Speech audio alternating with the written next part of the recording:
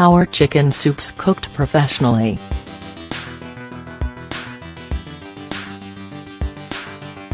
As a retired chef, 13 good restaurants over 3 global sites. With no illusions, I have an essential view. Save all cutoffs from vegetables except cucumber, celery leaves, bitter, potato peels, rot, or anything you don't want to enhance your flavor with and say, cinnamon. Save all bones, no matter what carcass, they will add flavor to your stock if you roast them blind to start. This also helps them become brittle so you can crack into the marrow. Huge.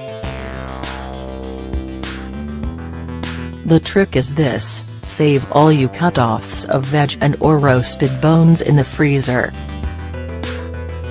When you have enough, start cooking.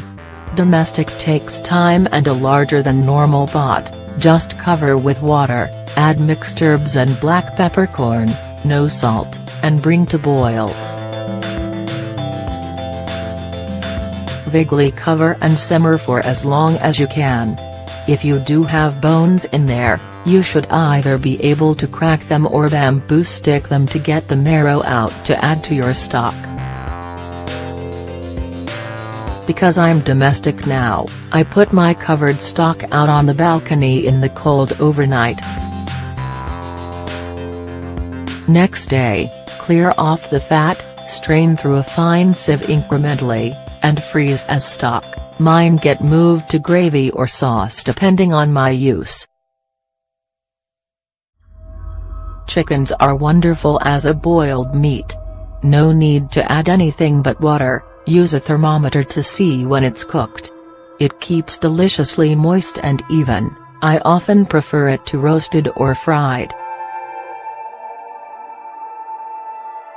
The stock it leaves over, because you have to cover the beastie with water, I chop mine in half between the breasts and things, obliquely, means you can add all your reserved frozen veg cut-offs etc. to this mix, low boil for a few hours, with semi-lid, and reduce to your own freezer space.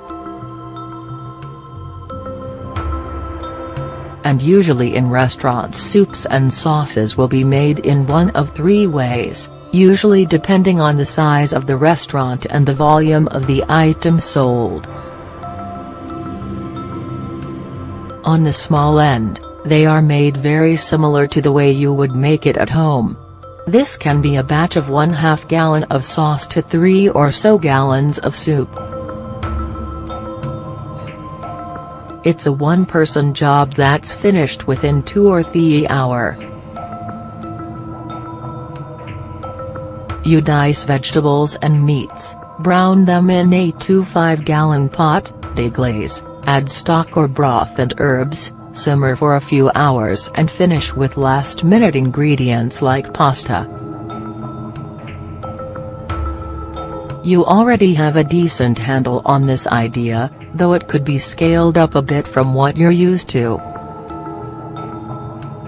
If you're making for 12 gallons, you're probably going to do a few things differently. You're making your stock in a giant 10 to 20 gallons stock pot from chicken spines and feet, and you might be buying your vegetables pre-diced, or be using a machine to dice them. You might be using frozen fresh herbs, as in not dry herbs. You might very well also be assembling it differently. Maybe you're heating the pieces separately, browning veg in small pans separately and adding them to simmering stock, to reduce overall cook times. You're probably cooling that soup down with half a dozen ice ones or maybe a blast chiller.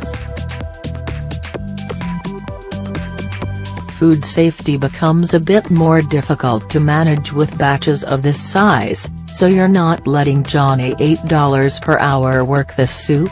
The chef or kitchen manager is probably at least supervising. If you sell a lot of soup, like a ton a week, 250 gallons, you probably have specialized equipment. You're using multiple 20-gallon or larger steam kettles, maybe even a few 50 or 100-gallon kettles for your stocks. You have spoons to stir the batches that look like stainless steel boat oars. You have a 20-40-gallon tilt skillet that can brown meat and vegetables 200 pounds at a time. You bought the $20,000 vegetables processing machines that dice your carrots and celery and onions. You laugh at the guys that can't afford those machines and have to buy pre-diced vegetables, because your raw product is 1/3 the price of diced veg, and you go through enough to justify the big boy toys that mid-sized soup shop can't afford. You probably still don't use much more actual labor hours to make the extreme-sized batches, you just have better tools. You might just buy frozen bags of soup and thaw them. We have access to the types of high-end pre-made products that normal folks don't.